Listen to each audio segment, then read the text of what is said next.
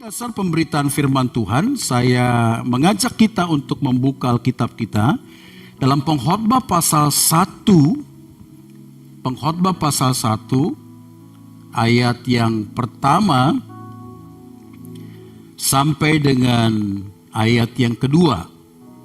Demikian bunyi firman Tuhan, aku berkata dalam hati, mari aku hendak menguji kegirangan, nikmatilah kesenangan, tetapi lihat, juga itu pun sia-sia.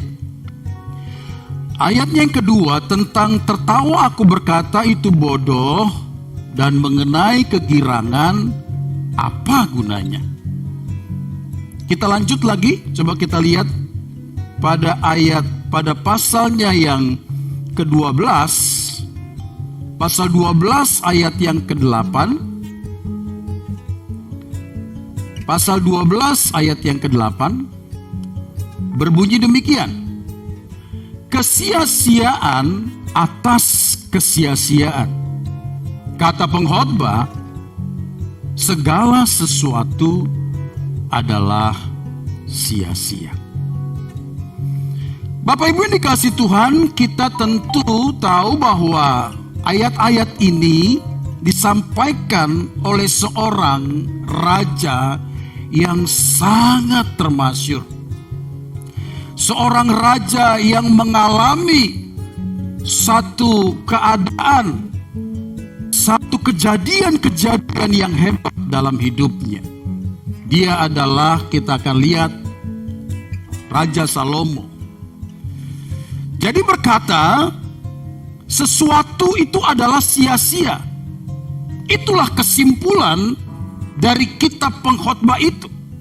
Ya, itulah kesimpulan dari kitab pengkhotbah yang disampaikan, yang dikatakan oleh Raja Salomo.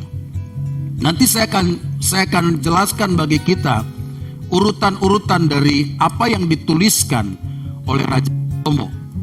Dikatakan sekali lagi, segala sesuatu adalah sia-sia. Itulah kesimpulan kitab pengkhotbah. Mengapa saya katakan demikian?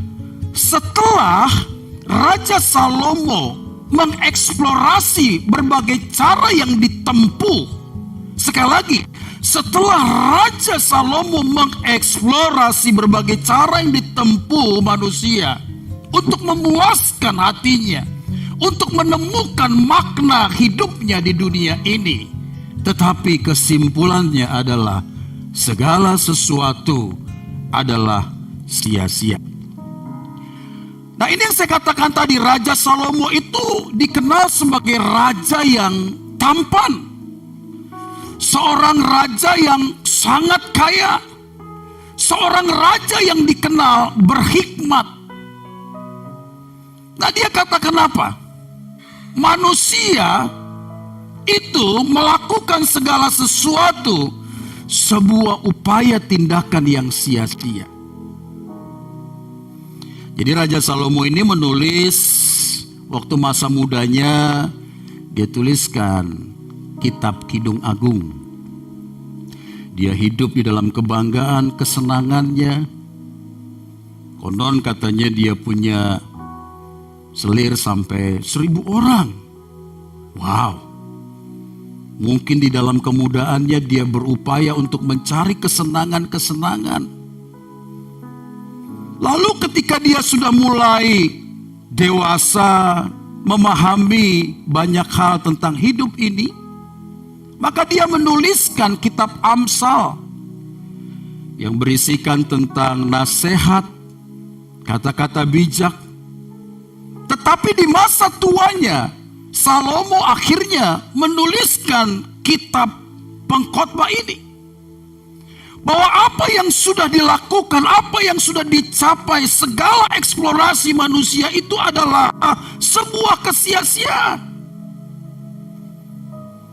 Bapak Ibu yang dikasihi Tuhan, mengapa Salomo sampai pada kesimpulan seperti ini? Kita akan lihat pelan-pelan.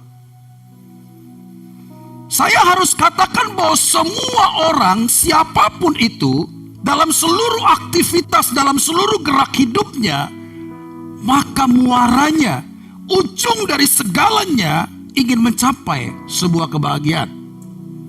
Tidak ada manusia yang tidak ingin bahagia. Tidak ada manusia yang ingin terlahir menjadi orang yang susah, orang yang dalam keadaan yang menyedihkan. Semua ingin mengalami kebahagiaan. Nah, itu sebabnya semua orang yang ingin berbahagia itu selalu melakukan, selalu ingin mencapai apa yang menurut mereka bisa memberikan kebahagiaan. Misalkan, kebahagiaan itu ketika mereka banyak uang. Sebab dengan uang mereka bisa membeli, mereka bisa mendapatkan, mereka bisa mengatur segala sesuatu. Kebahagiaan itu misalkan bisa makan enak. Atau kebahagiaan itu misalkan punya pasangan yang keren, yang ganteng. Buat wanita yang ganteng, buat para pria yang cantik. Mungkin juga kebahagiaan menurut mereka adalah kedudukan. Mencapai sebuah kedudukan yang hebat. Bisa menyelesaikan pendidikan yang tinggi sampai bergelar doktor misalkan. Berupaya untuk bisa mencapai kesehatan yang baik misalkan. Memiliki penampilan yang oke. Punya barang-barang branded yang bisa menjadi sebuah kebanggaan. Bapak Ibu yang dikasih Tuhan, itulah gambaran yang umum yang dipropagandakan melalui iklan, melalui film-film di televisi, sehingga banyak orang mengartikan bahwa kebahagiaan seperti yang saya katakan tadi. Benarkah kebahagiaan kita dapat dicapai dengan hal-hal yang seperti saya katakan tadi? Karena kenyataannya orang yang sudah mencapai hal-hal yang saya katakan tadi, justru mereka menjadi orang-orang yang merasa hidupnya kosong, hampa, dan tidak berarti. Katakanlah kalau orang yang ingin mencapai kedudukan, mencapai popularitas yang hebat seperti Michael Jackson, hidup begitu merana sekali sampai pada akhirnya mengalami kematian, overdosis. Seorang penyanyi yang digelari dengan tenggorokan emasnya, Whitney Houston misalkan, memiliki popularitas yang hebat. Dia punya fans penggemar yang begitu banyak. Dia punya harta yang begitu berlimpah. Apa yang kurang dalam hidupnya? Tapi kenyataan dalam kehidupan kesehariannya dia merasa hidup ini kosong, hampa. Hidup ini penuh dengan kesulitan, penderitaan. Sampai pada akhirnya setiap hari dia mengkonsumsi obat-obatan dan dijumpai mati overdosis. Orang yang ingin mencapai kebahagiaan lewat harta yang berlimpah,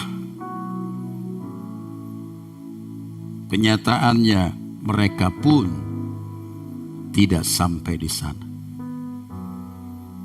Lalu apa yang bisa membuat kita berbahagia? Bapak Ibu yang dikasih Tuhan, kalau kita membaca sekali lagi, apa yang dikatakan oleh Salomo semua adalah kesia-siaan.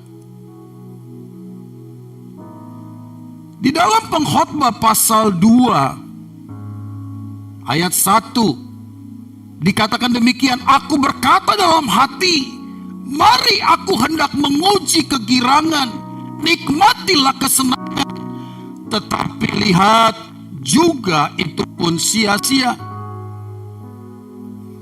Pasal 11 berkata demikian, ketika aku meneliti segala pekerjaan yang telah dilakukan tanganku dan segala usaha yang telah kulakukan untuk itu dengan jeripaya, lihatlah segala sesuatu adalah kesia-siaan dan usaha menjaring angin.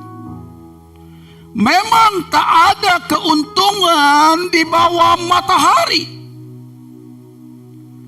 Kalau memang di bawah kolong langit ini tidak ada keuntungan dan segala sesuatu sia-sia, pertanyaannya, mengapa Allah menciptakan kita sehingga kita ada di tengah-tengah kebersamaan dengan seluruh manusia? Aktivitas yang kita lakukan kalau menjadi sebuah kesia-siaan. Tunggu, tentu Salomo tidak bermaksud mengatakan sampai di situ.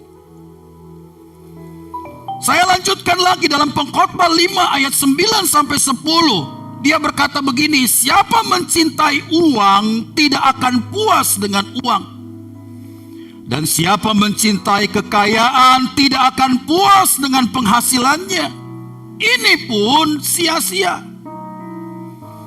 Dengan bertambahnya harta, bertambah pula orang-orang yang menghabiskannya. Dan apakah keuntungan pemiliknya selain daripada melihatnya?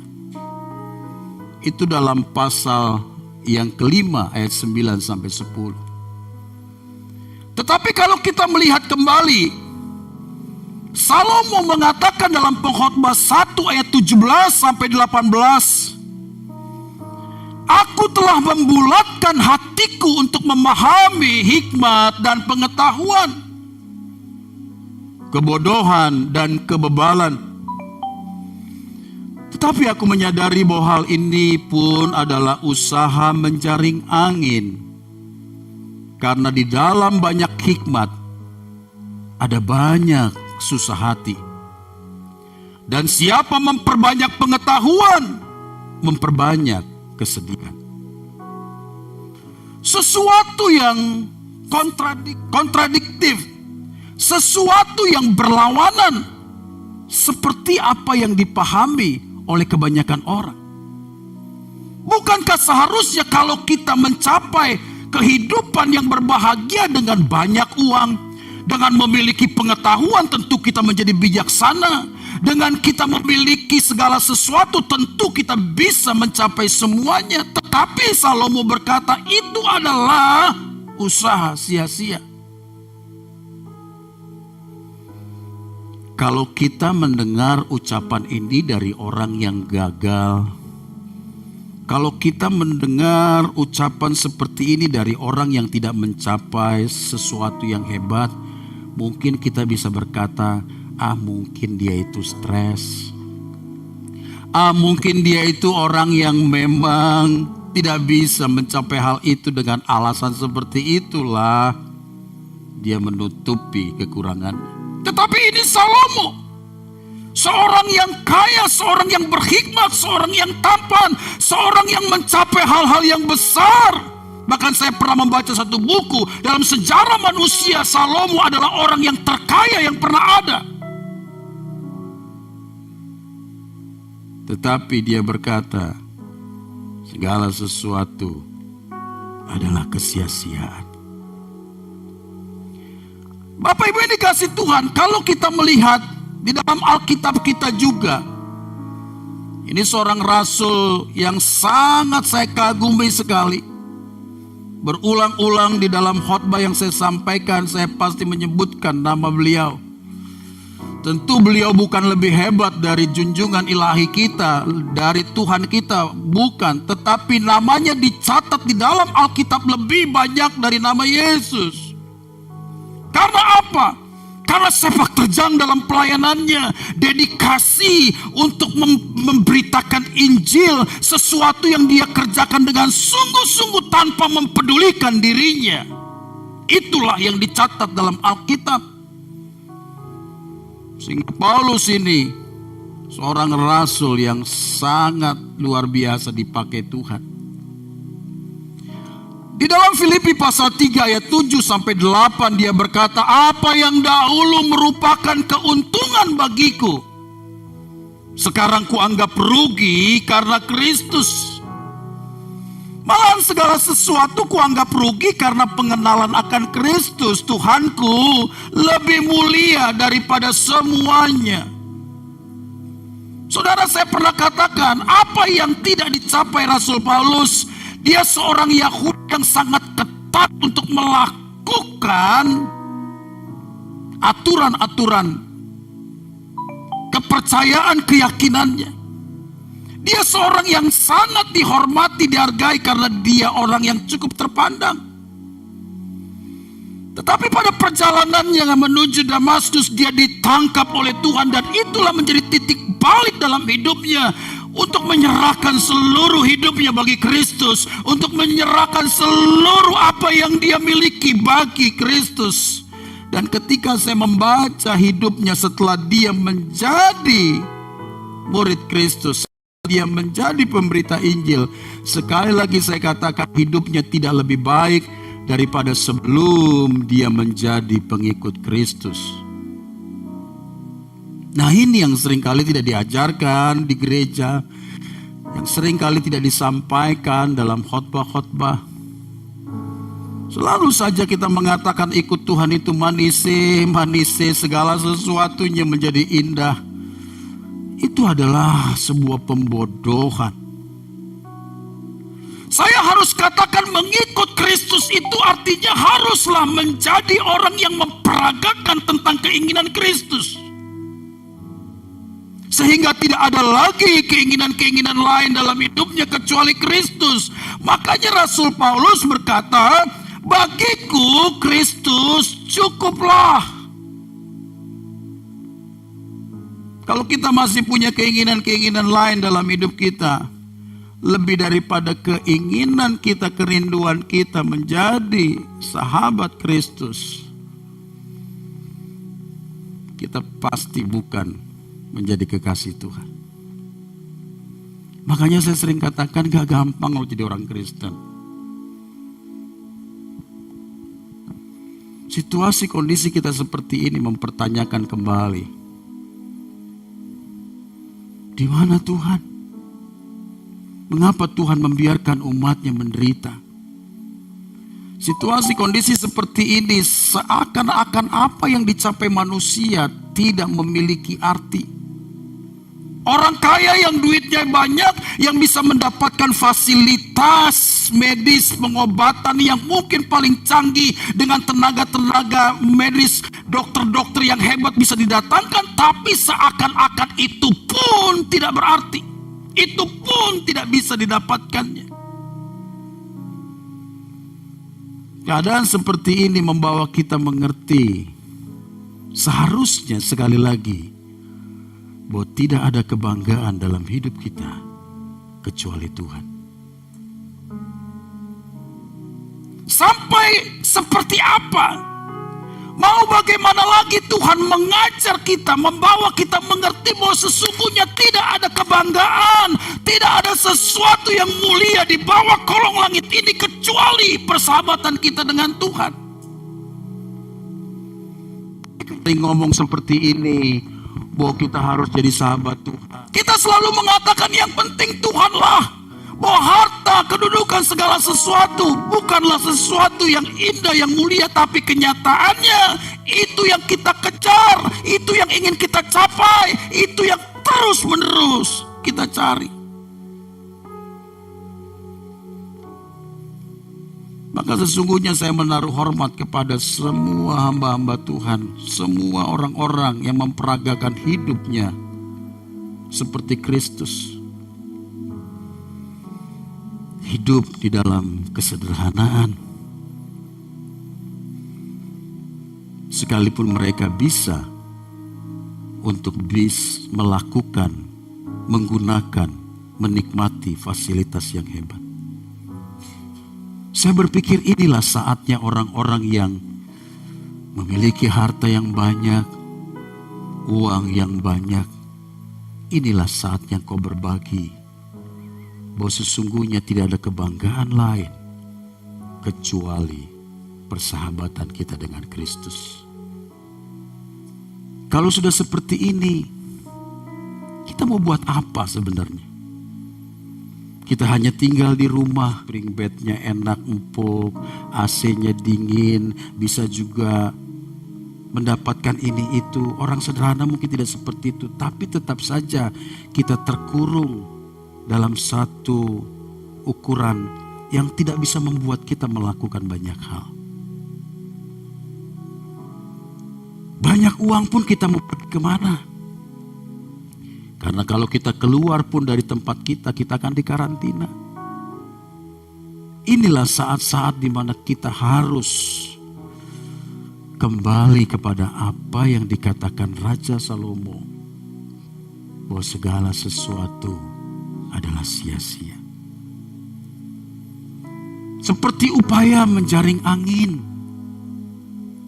Anda kaya, Anda terhormat, Anda hebat, semua seperti menjaring angin. Kita harus belajar untuk sungguh-sungguh menjadikan Kristus yang termulia dalam hidup kita. Jadi maksud saya, kalau kita ada di dunia ini adalah sebagai satu perjalanan untuk kita berjuang menjadi sahabatnya Tuhan, dan sekaligus kita menjadi berkat bagi banyak orang. Bukan saya katakan kita tidak boleh kaya, karena tidak bisa orang miskin menuntun orang miskin. Sama seperti orang buta menuntun orang buta. Tapi kalau kita diberkati Tuhan, adalah indah kalau kita bisa sekali lagi menjadi berkat bagi mereka. Nah, itu sebabnya Bapak Ibu Saudara sekalian, mari kita belajar serius, sungguh-sungguh berjuang seperti Paulus berjuang. Kenapa ini sudah hilang dari tengah-tengah kekristenan kita? Justru banyak sekali kita melihat hamba-hamba Tuhan yang memperagakan sebuah kehidupan yang penuh dengan kemewahan dan sebagainya.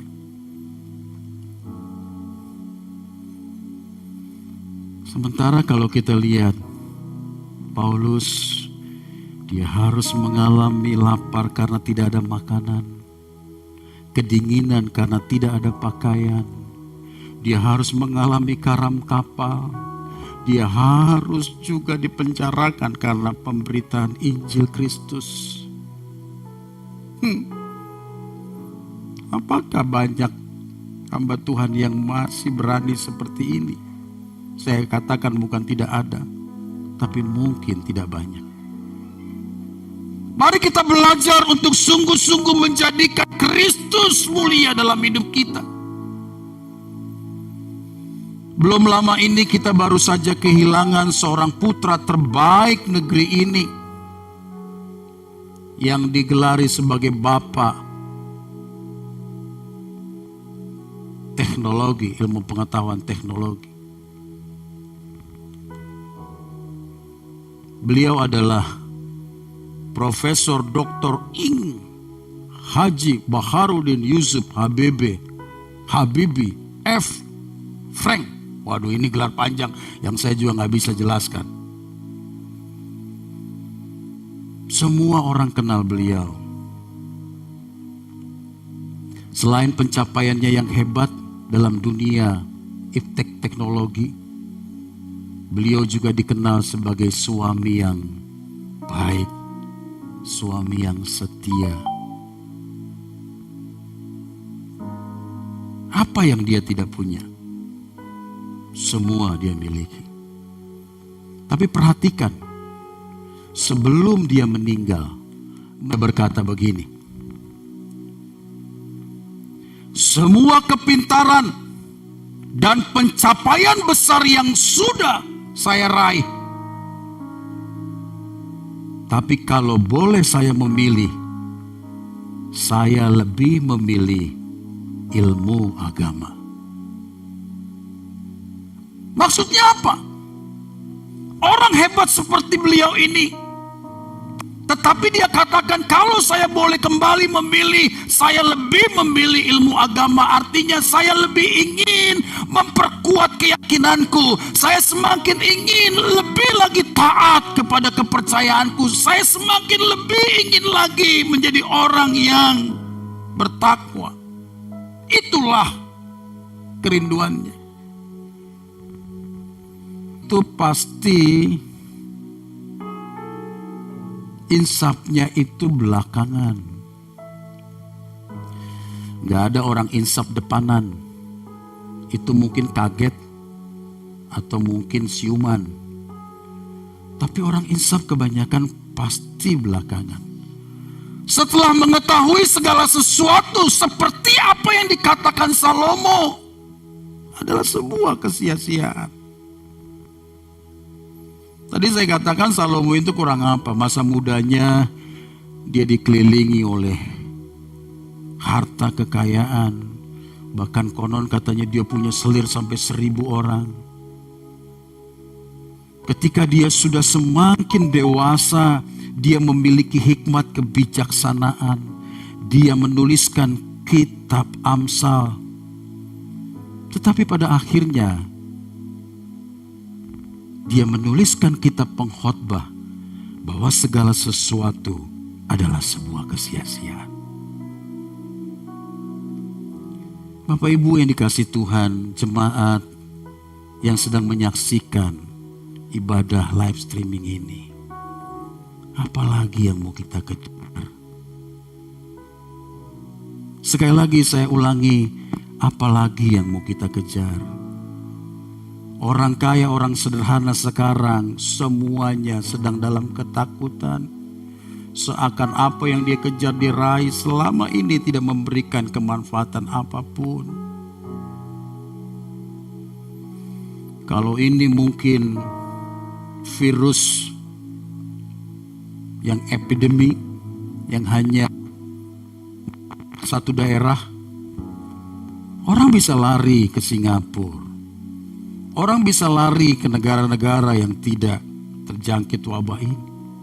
Tetapi di mana di dunia ini yang tidak terjangkit? Kita nggak bisa ke sana juga. Sebab kalau kita ke sana, kita pasti dipulangin, paling tidak dikarantina. Bikin apa kita? Satu hal, Bapak Ibu gini, yang di rumah dengar baik. Ini kan kita punya waktu panjang nih. Ya, waktu panjang di rumah. Kembalikan saat-saat di mana hubungan dengan keluarga kita yang selama ini jauh. Mungkin menyatukan hubungan yang baik dengan keluarga. Menyelesaikan pembacaan Alkitabnya dari Kejadian sampai Wahyu. Selesaikanlah. Ini waktunya. Karena sesungguhnya hidup ini singkat sekali. 70-80 tahun durasi yang singkat. Kalau kita tidak serius mengerjakannya, karena waktu tidak bisa terulang kembali, kita akan menyesal nanti. Yang terakhir saya mau katakan kepada kita, Bapak Ibu yang dikasihi Tuhan. Kalau segala sesuatu adalah kesia-siaan, apapun yang dicapai manusia di bawah kolong langit ini adalah sebuah usaha seperti menjaring angin. Lalu apa yang menjadi kebanggaan kita? Kita harus takut akan Allah. Sekali lagi, kita harus takut akan Allah. Dan itulah sumber kebahagiaan kita. Maka kalau kita melihat pengkhotbah 12 ayat 13 sampai 14 berkata demikian, akhir kata dari segala yang didengar ialah. Saya ulangi sekali lagi, Salomo pada akhirnya berkata begini, akhir kata dari segala yang didengar ialah takutlah akan Allah dan berpeganglah pada perintah-perintahnya. Karena ini adalah kewajiban setiap orang. Karena Allah akan membawa setiap perbuatan ke pengadilan yang berlaku atas segala sesuatu yang tersembunyi, entah itu baik, entah itu jahat. Saya ulangi sekali lagi, Salomo pada akhirnya dia berkata, apa yang menjadi kebahagiaan, apa yang menjadi pencapaian yang hebat menurut pandangannya. Dia berkata dalam pasal 12 ayat 13 sampai 14, akhir kata dari segala yang didengar ialah takutlah akan Allah. Jadi yang membuat kita berbahagia, sesuatu pengejaran pencapaian yang hebat dalam hidup kita adalah ketika kita takut akan Allah. Dan kita berpegang pada perintah-perintah Allah. Dan Salomo berkata ini adalah sebuah kewajiban setiap orang. Tapi kenyataannya banyak orang menaruh bahagia, harap bahagia mereka kepada hal-hal yang saya katakan di muka tadi. Uang banyak, kedudukan tinggi, memiliki harta, pendidikan, dan sebagainya. Bukan tidak boleh. Kalau kita bisa mencapai hal itu adalah sangat baik. Tapi Salomo yang sudah mencapai hal-hal yang hebat itu berkata pada akhirnya takut akan Allah dan berpegang pada janji-janjinya. Itulah yang harus dilakukan setiap orang. Karena Bapak Ibu jangan lupa kita ini bukan binatang. Binatang itu tidak harus bertanggung jawab atas apa yang dibuat dalam hidupnya. Mati ya tinggal mati. Tapi manusia ketika dia mati, dia harus bertanggung jawab atas hidupnya, atas kesempatan yang dimilikinya kepada Sang Khalik.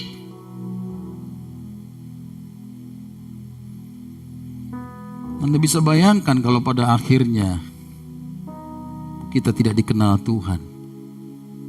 Anda boleh kaya, Anda boleh terhormat dalam pandangan manusia, Anda boleh punya segalanya, tapi ketika kau pulang, ketika engkau menghadap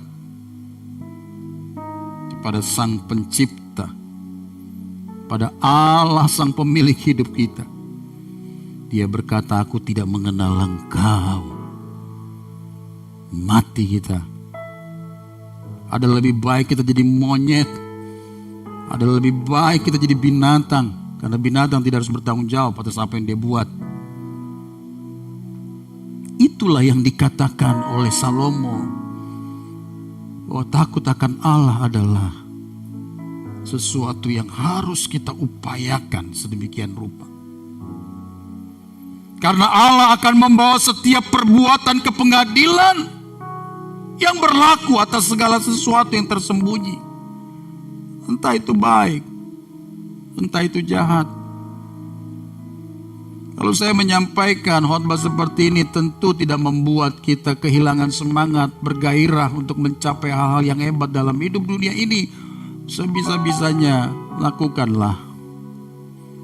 Tapi jangan sampai hal itu menggeser kita untuk menjadi sahabat Tuhan. Jangan sampai hal itu menggeser kita sampai kita melupakan perintah-perintahnya. Bapak Ibu yang dikasihi Tuhan, biarlah situasi, keadaan yang kita sedang alami sekarang ini membuat kita ingat tidak ada sesuatu pencapaian yang hebat kecuali menjadi sahabatnya Tuhan. Saya ulangi sekali lagi, tidak ada sesuatu pencapaian yang hebat kecuali menjadi sahabatnya Tuhan. Sebab itu, isilah hari-harimu. Sekalipun kita ada di rumah, justru ini kesempatan kita banyak untuk kita menjalin hubungan kita dengan Tuhan. Yang selama ini kesibukan kita di kantor membuat kita jauh dari Tuhan. Ini kesempatan kita untuk menjalin hubungan kita. Anda mau berdoa berapa jam pun ini kita punya kesempatan. Anda mau menyelesaikan pembacaan Alkitabmu pun ini adalah kesempatan. Mari. Saya rasa ini mungkin cara Tuhan mengkarantina kita. Ini cara Tuhan untuk membekap kita. Supaya sadar kita ini adalah makhluk Allah yang seharusnya menjadikan Dia yang termulia. Pada akhirnya, Bapak Ibu yang dikasihi Tuhan, sebagai hamba Allah, saya rindu kita semua kembali kepada apa yang menjadi kerinduannya Tuhan. Bahwa kita diciptakan untuk menjadi pemuji-pemuji Allah, menjadi penyembah-penyembah Allah. Kita diciptakan untuk menjadi orang-orang yang menjalin hubungan yang karib dengan Tuhan. Selamat berjuang. Tuhan Yesus memberkati kita. Haleluya.